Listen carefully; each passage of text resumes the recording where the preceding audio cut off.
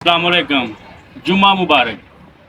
मियाँ साहब जुम्मा पढ़ के आए हैं। अल्लाह पाक कुल दा भला ते कुल दी खैर करे, सारे दियां परेशानियां मुसीबतां दूर करे।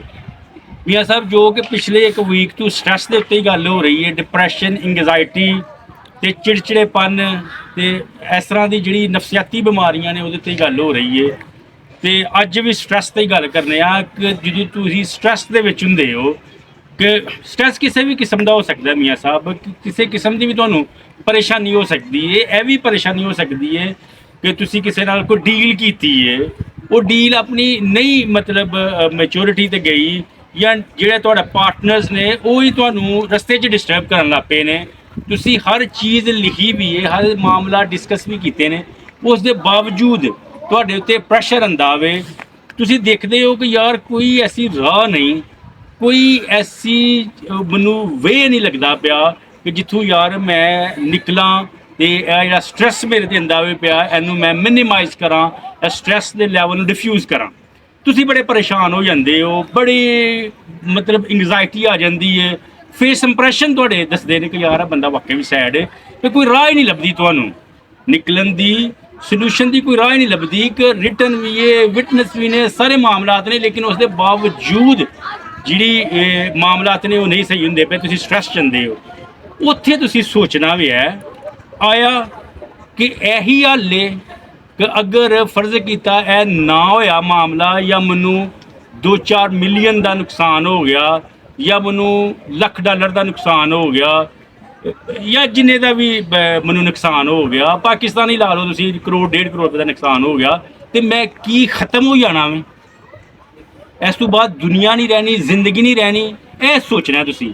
फिर तुसीं अपने आप नूं कॉल करनी है, अपने ब्रेन नूं कॉल करनी है कि कुछ नहीं, जिस तरह मैं ये पैसे कमाए सन अगों में इंशाल्लाह मैं कमा लवांगा।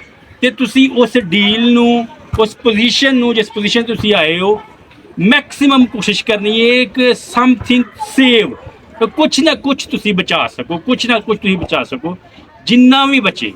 ये तुसी अगली ज़िंदगी फिर शुरू करनी है, फिर शुरू करनी है। अल्लाह पाक फिर बेहतरी लियाएगा। अगर तो मियाँ साहब जिंदगी है ना, तुहाडी सेहत है, तो तुसी हर चीज़ दोबारा अचीव कर लोगे। लेकिन अगर तुसी स्ट्रैस लैके डिप्रैशन च आके तुसी तुहानूं ब्रेन हैमरेज हो जाता वे, तुहाडा या कोई साइड जिहड़ी है वो डैमेज हो जाती है। जारी गल जो कि ब्रेन का सारा सिस्टम है, ब्रेन का कोई हिस्सा डैमेज हो जाता वे, तुसी डिसेबल हो जाते हो इन्ना स्ट्रैस ला के। उहदे नालों बेहतर नहीं कि तुसी लीव इट करो, कोई मसला नहीं, तुहाडा 1 करोड़ 1.5 करोड़ 1000 2000 150 का नुकसान हो गया, तो लीव इट करो, मूव ऑन करो, अगे वधो, अपने आप को मैच्योर करो तुसी, तो कोई मसला नहीं, मैं अगूं इहनूं बेहतर करांगा। जे तुसी इस तरह करोगे फिर अल्लाह पाक भी तुहाडी मदद करनगे। वो पंजाबी दे विच कहंदे ने ना, हिम्मते मर्दां ते मदद खुदा। ਜਦੋਂ ਤੁਸੀਂ ਤੇ ਅੰਗਰੇਜ਼ੀ 'ਚ ਵੀ ਕਹਿੰਦੇ ਨੇ God help those who help themselves, ਤਾਂ ਅੱਲਾਹ ਪਾਕ ਉਹਨਾਂ ਦੀ ਮਦਦ ਕਰਦੇ ਨੇ ਜਿਹੜੇ ਆਪਣੀ ਮਦਦ ਆਪ ਕਰਦੇ ਨੇ, ਜਿਹੜੇ ਕੋਸ਼ਿਸ਼ ਕਰਦੇ ਨੇ, ਸਟਰਗਲ ਕਰਦੇ ਨੇ, ਨਾ ਕਿ ਜਿਹੜੇ ਸਿਰਫ ਸਟ੍ਰੈਸ 'ਚ ਰਹਿੰਦੇ ਨੇ, डिप्रैशन ਦੇ ਵਿੱਚ ਰੋਣਾ ਰੋਂਦੇ ਰਹਿੰਦੇ ਨੇ। ਦੇਖੋ ਮੀਆਂ ਸਾਹਿਬ, ਜਦੋਂ ਇਸ ਤਰ੍ਹਾਂ ਦੀ ਸਿਚੁਏਸ਼ਨ ਆ ਜਾਣੀ ਹੈ, ਇਸ ਤਰ੍ਹਾਂ ਦਾ ਪ੍ਰੈਸ਼ਰ ਆ ਜਾਣਾ ਵੇ ਮੀਆਂ ਸਾਹਿਬ, ਤੇ ਨਾਲੇ ਸਾਰੇ ਮੇਰੇ ਮਤਵਸ ਤਬਕੇ ਦੇ ਭਾਈ ਬਜ਼ੁਰਗ ਦੋਸਤ, ਜਦੋਂ ਤੁਹਾਡੇ ਤੇ ਇਸ ਤਰ੍ਹਾਂ ਦੀ ਸਿਚੁਏਸ਼ਨ ਆ ਜਾਏ, ਤੁਸੀਂ ਆਲੇ ਦੁਆਲੇ ਵੇਖੋ ਕਿ ਦੁਨੀਆ ਆਬਾਦ ਹੈ, ਚਲਦੀ ਹੈ, ਚਲਦਿਆਂ ਰਹਿਣੀ ਹੈ। ਤੁਸੀਂ ਆਪਣੇ ਆਪ ਨੂੰ ਮੈਨੇਜ ਕਰਨਾ, ਤੁਸੀਂ એનર્ਜੀ ਗੇਨ ਕਰਨੀ ਹੈ। ਈਜ਼ੀ ਨਹੀਂ ਹੈ, ऐसे सिचुएशन चो निकलना ईजी नहीं होंदा, लेकिन जेडे स्ट्रोंग मसल होंदे ने, जेडे मजबूत होंदे ने, वो निकलते हैं, वो अगों एक स्ट्रैटजी बनाते हैं, फिर निकल जाते हैं। अल्लाह पाक करते ही करते हैं उन्होंने मदद, जेडे मजबूत हो के पिछली चीज़ को भुल के अगे वधदे ने।